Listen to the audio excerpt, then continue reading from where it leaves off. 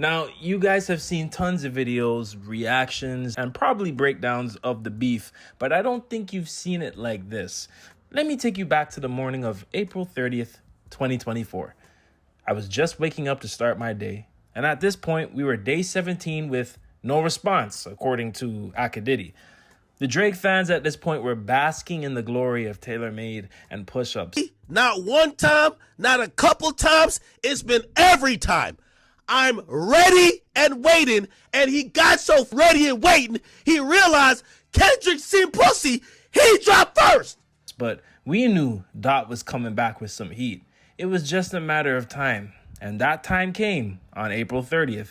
And by the way, it was a Tuesday. Do you know how diabolical it is to drop a diss record on a Tuesday? Everybody expected the Friday drops, right? Because Drake was doing the Friday, and he was egging Kendrick to drop on Friday. He's like, nah, I'm gonna drop it on Tuesday when you least expect it. I was just starting my day, getting things together.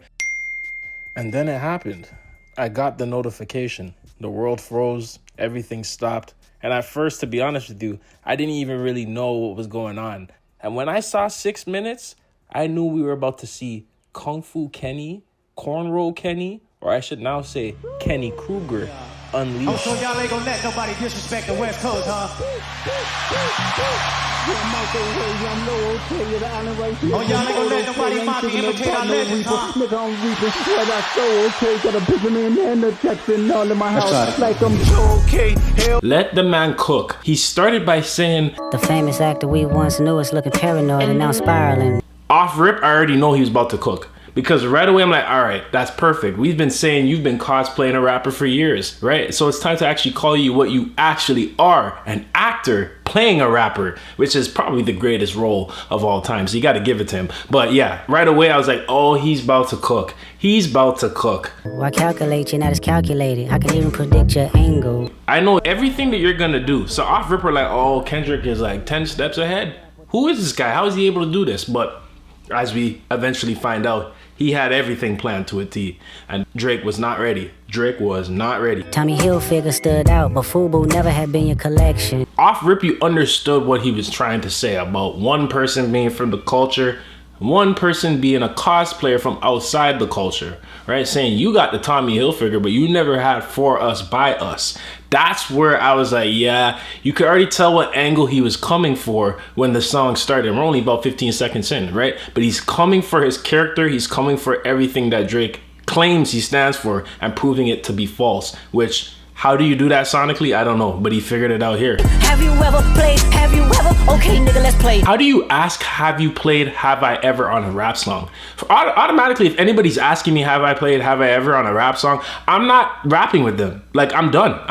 No. You about to say some crazy shit, and I don't want any parts. I'd rather do that than let a Canadian nigga make Pac turn in his grave. You gotta represent us better. That's all it is, right? And I feel like that's what a lot of Canadians' issue is with Drake. He's not a good representation for the country at all, literally at all, to the point where now everybody's gonna think we're like Drake, and we are not. We are not. I promise you that. What is it, the brakes? Oh my God, the weave too tight. The lace front that he be getting, the applied lace front that he be putting on too tight on his head. He don't know what the hell going on. I don't like you popping shit at Pharrell. For him, I inherit the beef. Fuck all that pushing P. Let me see you push a T. Come on, bro. You just make us look so dumb, bro. Like what? Like that even, you don't flex something that you bought and act like you took it from the man's neck. That's crazy. And yeah, you trying to start shit with me, go back and finish your beef with Pusha T. You out here still subbing him, but you said he won the battle. It don't make no damn sense. Oh, this a friendly fade. You should keep it that way. This is supposed to be a friendly fade? What? Let your core audience stomach that. Then tell them where you get your abs from. Why did you continue to battle this man knowing he has and knows these things about you? It doesn't make sense to me. It's an ego thing, clearly, but come on. In my opinion, the battle was done from this song. The first song that Kendrick put out, the battle was over. But I remember seeing this photo like, this man, he got ab surgery. There ain't no way, the man got ab surgery, bro. And the V12, I didn't know what the V12 was before that. But then when I researched it, I was like, damn, the V12 is the machine they use for like liposuction and surgeries like that. I was like, oh my days. Headshot for the year. You better walk around like Daft Punk. And he very much well meant that, because it's a year and we're still going. The beef is still active. He's still on the charts. He's still dropping subs. He's still performing these diss tracks as we speak. So It is headshots for the year, but it might be headshots for 4 years, the way that this man is going. The type of timing that he's on, I don't think he's stopping anytime soon. Then the Remember, like, worst behavior, I was like, oh. You doing the vocal callbacks too? Oh my gosh, Kendrick, man, you gotta stop. You gotta be stopped. I even hate when you say the word nigga, but that's just me, I guess.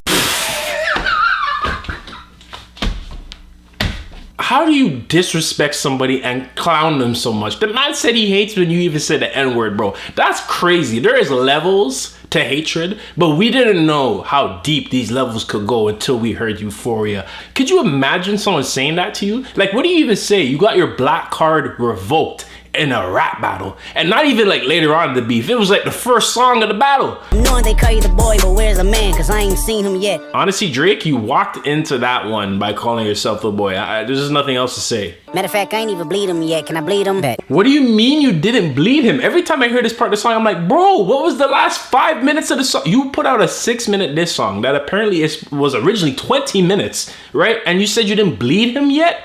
I believe you don't like women. It's real competition. You might pop ass with them. I don't like people who are insecure on behalf of people they keep in their circle, right? So they, take out their insecurities on them. But, as a man, how are you competing with a woman about who's badder, right? Who's better? It's just another easy angle for him to spin and twist, and he did it. He definitely did.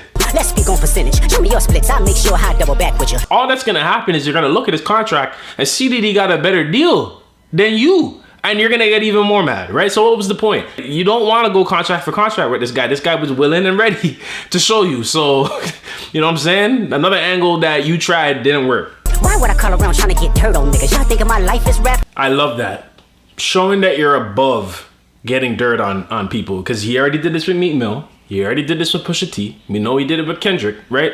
You have to resort to getting information on people to use in rap battles, which I mean, in terms of, war, that's a genius idea. But you can't ever keep it rap, right? And I don't think Drake ever thinks long term about how these things could play out, right? Like, you're getting putting money in the streets, as Kendrick said on Whacked Out Murals on G and X. That money could have went to the wrong person, and it could have resulted in something bad going down with people I love and I care about, right? So at the end of the day, I understand why Kendrick would never forgive this nigga. I would never forgive him either. You don't put money in the streets for me for a friendly fade rap battle, bro. Come on, man. Like, at the end of the day, you're setting yourself up for failure, right? And he definitely did by doing that. So I love how Kendrick angled that by saying, I'm above calling, people for information on you. I don't even need to. All the information you need to rap about for Drake is out there, right? That's the truth. You're the one that wants to be a celebrity. Speaking the truth and consider what God's considering. You don't know nothing about that. They give him tools to walk through life like day by day. He's saying, you don't know nothing about that. Your father never taught you that, so how could you teach your son that? 20v1, it's 1v20 if I gotta smack niggas that right with you. The 20v1 and the 1v20 line, genius. Because they were trying to say, it's a 20v1. It was 20 rappers versus one. I mean, you guys say Drake is better than Michael Jackson, so you should be able to take on 20 people. Nonetheless, it ain't a 20v1. You have 20 writers going against one guy. You got 20 writers, UMG, streamers, podcasters, and your bots on your side to push your narrative, which is why Drake is so flabbergasted that this didn't go his way, because he put so much into having all this backing for it to go his way. All the things I just mentioned, that's how you earn the title of master manipulator. You manipulate the truth and spin it, given all the positions of power that you have. And Kendrick was able to use whatever power he had and just said, I need ambulance, my friend. He took that man's aura and said, yeah, it's mine now. And literally all the things that he's tried to use against him didn't work. Kendrick was trying to replace Drake. He was trying to eliminate Drake, all this and that. I think him putting that in there is very important, because a lot of people are going to use, it's like he already knew that people were going to use you just want to replace Drake, take him out. You don't want this and that to happen for him. No, pretty much still told you that I still want you to be successful. It's just unheard of. And I understand why they're crashing out and making excuses, and they believe that Kendrick wanted to eliminate Drake from the top spot, which he never said that. That was Kanye. But I think they can't understand, which I mean, I even have a hard time understanding. How could you hate somebody so much but you still want to see them be successful. Well, that's Kendrick Lamar. That's some Gemini shit. Tell them run to America to imitate heritage. They can't imitate this violence. This is a big one. As a Canadian, I can tell you that. We're seen as the little brothers compared to America. And at the end of the day, in Canada, there is an aspect of culture where we do obviously look up to America in certain ways. And we kind of, in a sense, are following the trends that they have laid out. And unfortunately, some of those trends spill out into the streets. But at the same time, America has a completely different level of history pertaining to that. And to a lot of things, especially the culture as a whole. So for us to start trying to start neighborhood wars and stuff like that, it's the most stupidest thing to do because we don't even have our own structure and support system here either. So what are you guys doing, right? We can't imitate that level of violence that they got. We can't imitate that level of culture that they have because it is theirs, right? And at the end of the day, you have to respect that. And people like Drake have to know themselves, take their own advice, because you have a song called Know Yourself. You should know yourself before you start any problems that could spill out to the people of Canada and make us look bad at the end of the day. Don't speak on the family, Crody. You can get deep in the family, Crody. It didn't like factor into my head until the third Crody that I'm like, he's actually rapping like he's from Toronto. And this is the dialect. Toronto slang is derived from patois, Caribbean slang, obviously Jamaican patois, but then obviously other remnants of Caribbean slang and Arabic slang as well. And the two kind of came together to form what we know as Toronto slang. And yeah, like I said, like it does sound funny to anybody outside of Toronto or Canada, or people inside of Canada and Toronto will agree with you that it sounds dumb or stupid, right? Yo, fam, you're blessed, fam, you're blessed. No, know yourself, fam, right? But you know who else sounds dumb when they use the slang? Drake. And if Drake is the person that is Mr. Canada from Canada using this slang and he's not able to sell it in a serious way, now he makes us all look like a joke. And to make it even worse, Drake, you're not from the Caribbean. You have no Caribbean elements inside of you, right? Or Arabic elements. So for you to even be using any form of Toronto slang, it looks more like you're cosplaying. Combination. The guys at our school, instead of addressing people like the group, like saying like, what are you guys doing? Say man's like you. It's really weird. Yeah, so man's like you are going to that, and then just means like the group. Crew. That's interesting. It's not. It's really ignorant. So how is an artist, and to my knowledge, you guys that are from the city or from Canada who may be watching, y'all would have to correct me, right? But I've never seen an artist sell Toronto slang seriously. But Kendrick did it, and he's not from Toronto. He's from California. So you had an artist from America come to Canada and say, I'm gonna take your slang and use it better than you ever did. And you're trying to tell me that this Drake won the rap battle? He ain't never do some shit like that. He took our native tongue. He took our native tongue and used that and said, don't speak on my family, Crody, right? It could get deep in the family, Crody. Say, hey, it could get sticky amongst your family too, which obviously hearing the later diss tracks, we know the extent that he was talking about, right? So hearing the Toronto slang from a man that's from America, use it against someone from Toronto in a way that has never been done before. He actually sold it to the point where you guys all know what Crody means now. Insane. I be at New Hall King eating fried rice with a dip sauce and a blammy, Crody. He also never had a song put on a Toronto restaurant establishment. Sure, Drake has done some things for, you know, restaurants and other spaces in Canada and Toronto, stuff like that, but there's levels to skill.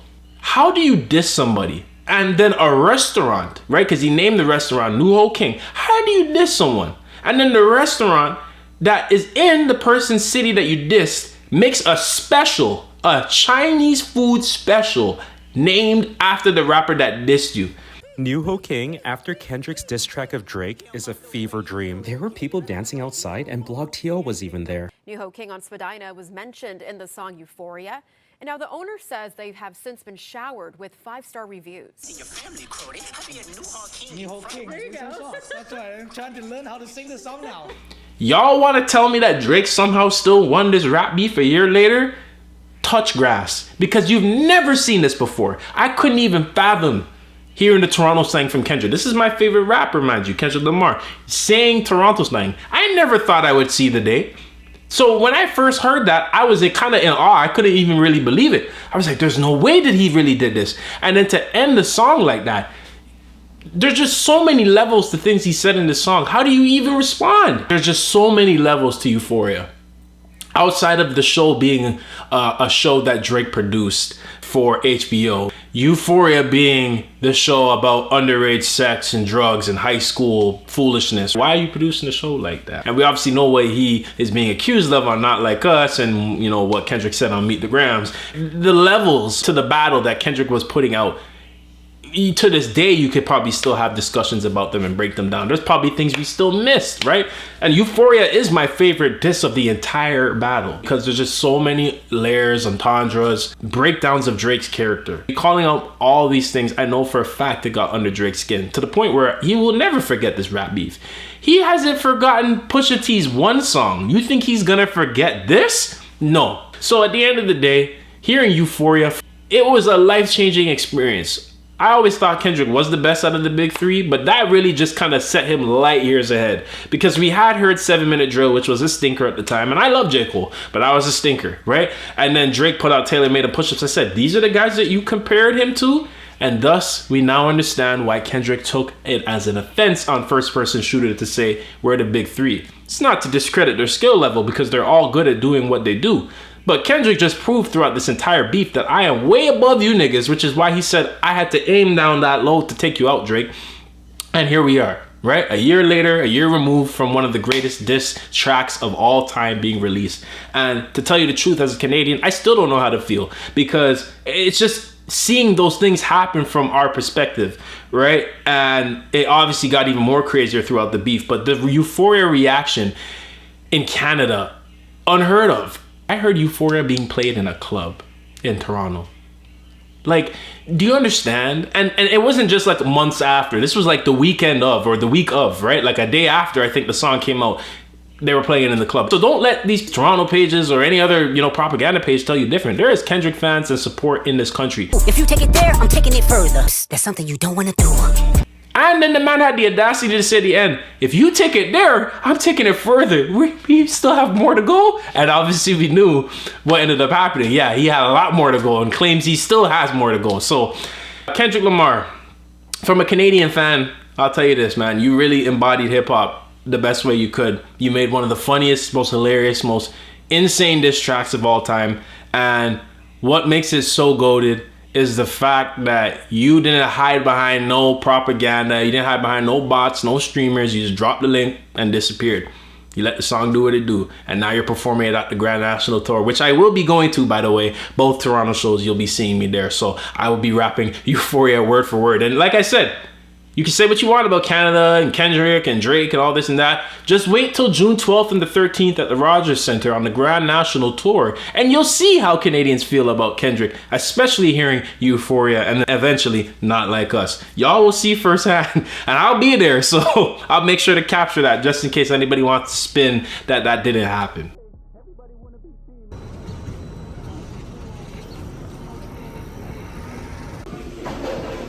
Hey, how you doing? You guys are open? Would I be able to place an order? Would I be able to get the chicken fried rice? And the dipping sauce? Fried rice just came steaming. Dipping sauce. No blammy. Holding the blammy. But it looks rude as hell. Gotta get that sauce on there.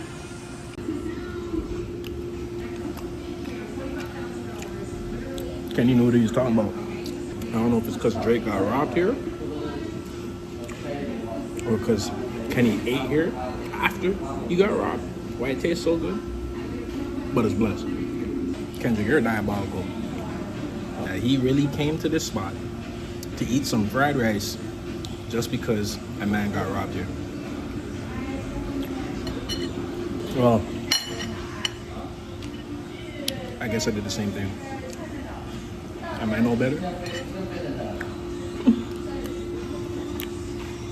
Nuho King, 5 stars. Just off the fried rice alone.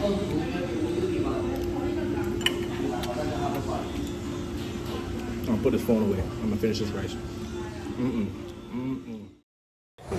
Tell me, I don't wanna talk on no selling.